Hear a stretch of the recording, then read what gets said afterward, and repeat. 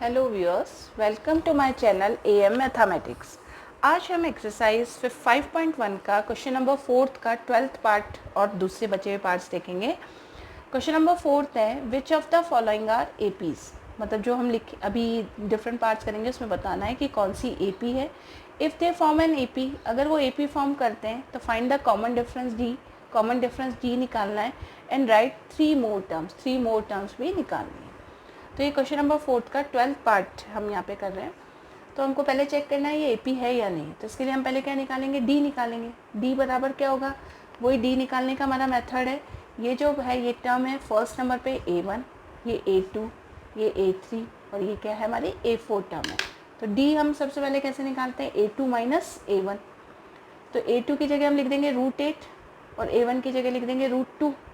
अब इसको सिंप्लीफाई कैसे करें, 8 का हम यूँ कर सकते हैं अंदर फैक्टर, 8 को लिख सकते हैं 4 × 2 और ये बाहर है √2। अब 4 का अंडर रूट ले लेंगे तो वो क्या गया 2 और अंदर बच गया 2√2 माइनस √2। अब इसमें और हम कॉमन ले सकते हैं, इसमें से √2 बाहर आ गया तो अंदर क्या बचा 2 माइनस 1। 2 माइनस 1 क्या आ गया, 1 आ गया। तो 1 से √2 को मल्टीप्लाई किया तो हमारा डी की वैल्यू क्या आ गई, √2 आ गई। अब ये एक बार और डी निकाल के कंफर्म करेंगे कि थ्रू आउट डी का मान सेम है या नहीं। तो उसके लिए क्या तरीका है, A3 माइनस A2। A3 की वैल्यू है √18, A2 की वैल्यू है √8। अब वही हम इसको सिंप्लीफाई करते हैं कि जो अंडर रूट से बाहर आ जाए वो अंडर रूट से बाहर ले लेंगे टर्म। 18 को लिख सकते हैं हम 9 × 2, अंडर रूट के अंदर लिख सकते हैं 9 × 2 18 ही होता है, तो फैक्टर करके लिख लिए। इसी तरह 8 को अभी हमने लिखा था 4 × 2 करके, तो वो फैक्टर हो गए। अब हम यहाँ सिंप्लीफाई करते हैं, 9 का अंडर रूट होता है 3, अंडर रूट में क्या बच गया 2। इसी तरह से 4 का अंडर रूट होता है 2 और अंदर बच गया अंडर रूट 2। अब 3√2 में से हम अगर 2√2 माइनस करेंगे तो क्या होगा, ये हो जाएगा 3 में से 2 गए, या ऐसे कर लो √2 बाहर ले लेते हैं तो 3 माइनस 2, तो 3 में से 2 गया तो 1 बचा, 1 से √2 को मल्टीप्लाई किया तो क्या आया √2। तो एक तो डी की वैल्यू यहाँ आई थी ऊपर, ये भी √2 आई है और ये भी √2 आई है। इसका मतलब क्या होगा, ये एक एपी फॉर्म करेगी क्योंकि डी का मान क्या है, सेम है।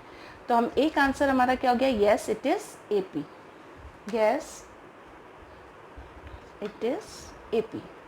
क्यों, क्योंकि कॉमन डिफरेंस सेम है। Yes it is AP.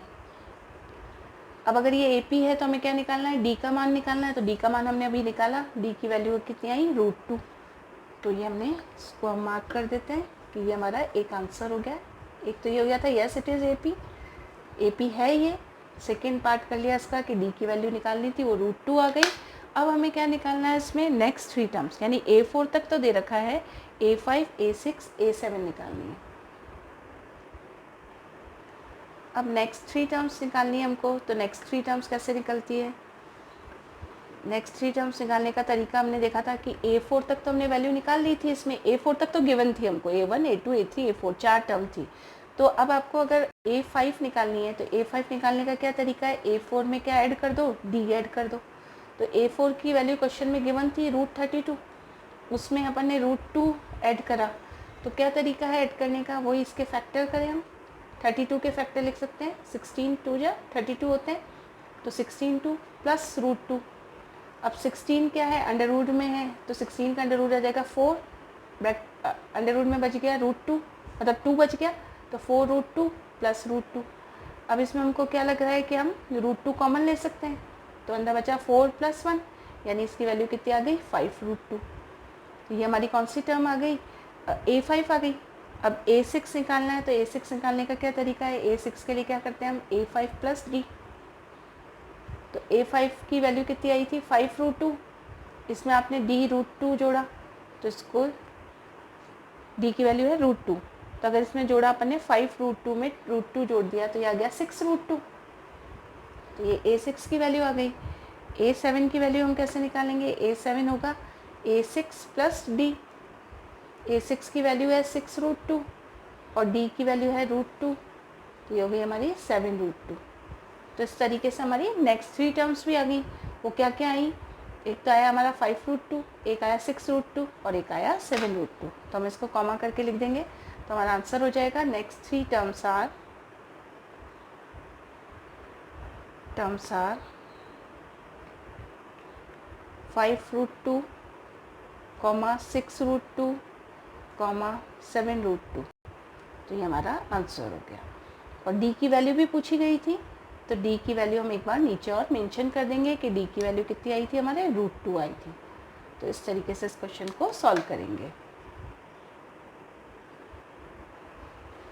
अब क्वेश्चन नंबर 4 का 13 पार्ट करेंगे। ये एक सीरीज़ दे रखी है, इसको देखना है कि एपी है या नहीं। तो हम वही सबसे पहले डी निकालेंगे। डी निकालने के लिए हमको पता है कि टर्म के बारे में अभी हम देख चुके हैं। This is A1, this is A2, A3, A4, ये टर्म्स हैं। अब कॉमन डिफरेंस निकालने का तरीका है D is equal to A2 minus A1, तो हमारा हो जाएगा √6 माइनस √3। अब 6 को हम फैक्टर करें तो कैसे लिख सकते हैं, √3 × 2 माइनस √3।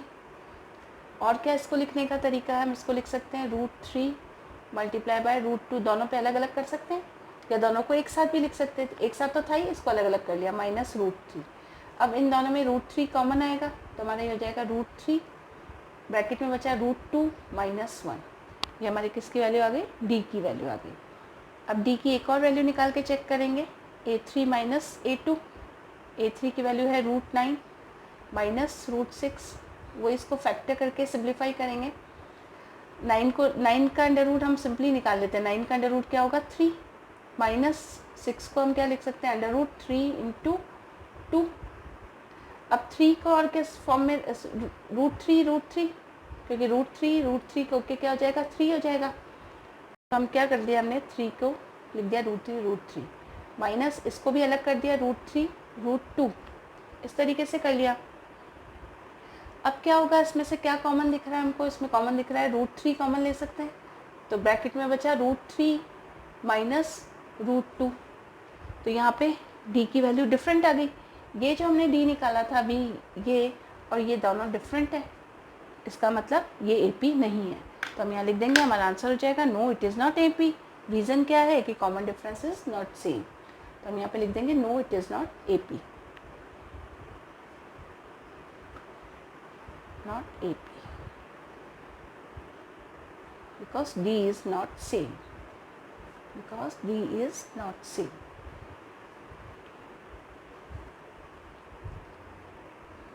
अब हम क्वेश्चन नंबर 4 का 14 पार्ट करेंगे। 14 पार्ट ये गिवन है, इसको चेक करना है ये AP है या नहीं। AP है या नहीं ये चेक करने के लिए हम वही कॉमन डिफरेंस निकालेंगे। ये वर्ड जो फर्स्ट नंबर पे लिखी है, that is first term, this is second term, this is third term and this is fourth term. अब D निकालते हैं हम। D होता है पहले A2 माइनस A1। A2 की वैल्यू है 3 स्क्वायर माइनस 1 स्क्वायर। हम जानते हैं 3 3 जा 9 माइनस 1, यानी D की वैल्यू इसमें क्या है, 8 है। अब D की एक और वैल्यू निकाल के चेक करते हैं कि AP है या नहीं। तो ये हुआ A3 माइनस A2। A3 है अपना 5 स्क्वायर और A2 है 3 स्क्वायर। तो ये हुआ 25 माइनस 9, जो कि वैल्यू आई इसकी 16। तो हम ये देख रहे हैं D की वैल्यू सेम नहीं है, दोनों डिफरेंट है। तो हम कहेंगे no it is not AP। तो ये भी AP नहीं है। तो हमारा आंसर हो गया no it is not AP। क्या कारण हो गया AP नहीं होने का, because D is not same, because D is not same in the series, not same in the series. इस तरीके से ये इसका आंसर हो गया।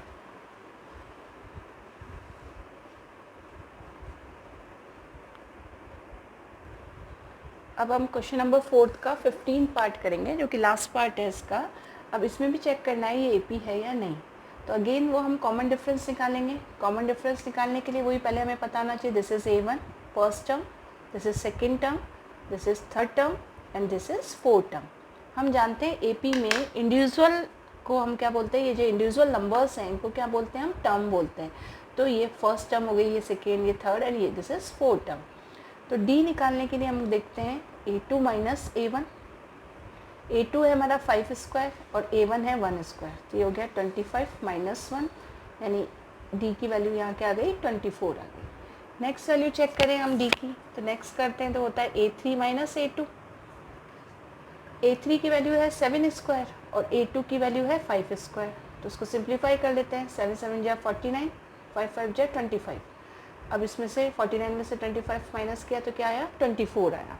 तो D is same, D same है तो ये ए पी है, तो हम लिखेंगे yes it is A P. क्यों ए पी है, क्योंकि डी का मान क्या है, सेम है इस सीरीज़ में। अब पहला पार्ट, पहला तो आंसर आ गया, पहले हमें यही चेक करना था कि ए पी है या नहीं, तो हमने लिख दिया yes it is A P. और डी कॉमन डिफरेंस हमको निकालना था, तो डी की वैल्यू हमारी क्या आ गई, 24 आ गई डी की वैल्यू, डी इज़ 24। अब हमको क्या करना है, नेक्स्ट 3 टर्म्स निकालनी है इसी ए पी के लिए। तो नेक्स्ट 3 टर्म्स निकालने का वही मेथड है, नेक्स्ट 3 टर्म्स, नेक्स्ट 3 टर्म्स हो गई हमारी। क्या करेंगे, अब नेक्स्ट 3 टर्म हो जाएगी a5 बराबर हो जाएगी a4 प्लस डी। a4 की वैल्यू हमारी कितनी थी, 73, और d कितना है अपना, 24 है, तो हमारा जोड़ने पे क्या आ जाएगा, 97 आ गया। अब a6 कैसे निकालेंगे, a6 होता है a5 प्लस डी। a5 है अपना 97 प्लस d है 24, तो इनको फिर जोड़ देते हैं हम, तो ये अपना हो गया 121। अब a7 निकालना है, नेक्स्ट टर्म निकालनी है, तो क्या होगी a6 प्लस डी। अब a6 प्लस डी करके हम क्या करेंगे, ये है 121, डी की वैल्यू है 24, इसको ऐड किया तो ये हो गया हमारा 145। तो इस तरीके से हमने टर्म्स निकाल ली। अब इनको कॉमा से सेपरेट करके हम लिख देंगे, तो हमारा आंसर हो जाएगा 97, 121, 145 are the next 3 terms, are the next 3 terms. ये हमारा आंसर हो गया, नेक्स्ट 3 टर्म्स। तो इस तरीके से हमने क्वेश्चन नंबर 4 के डिफरेंट पार्ट्स को सॉल्व किया। थैंक यू, ये हमारा आंसर हो गया।